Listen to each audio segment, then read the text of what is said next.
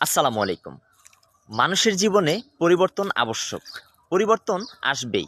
আপনি কি প্রস্তুত সেই পরিবর্তন মেনে নেওয়ার জন্য? একদিন হঠাৎ করেই জীবনের সকল ছন্দ পরিবর্তন হয়ে যায়।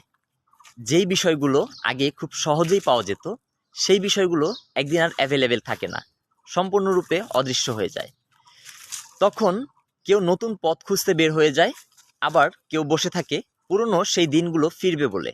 তবে বাস্তবতা হচ্ছে, পরিবর্তন মেনে নিতে না পারলে আপনার জীবন অনেক বেশি কঠিন হয়ে উঠবে।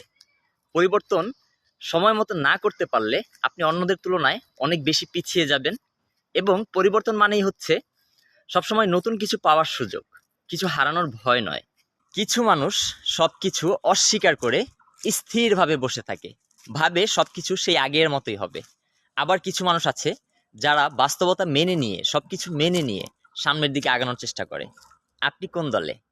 আজকের এই পর্বটা শেষ করছি বিশ্ববিখ্যাত এবং অত্যন্ত ফেমাস একটা লাইন দিয়ে। লাইনটা হচ্ছে, if you do not change you can become extinct.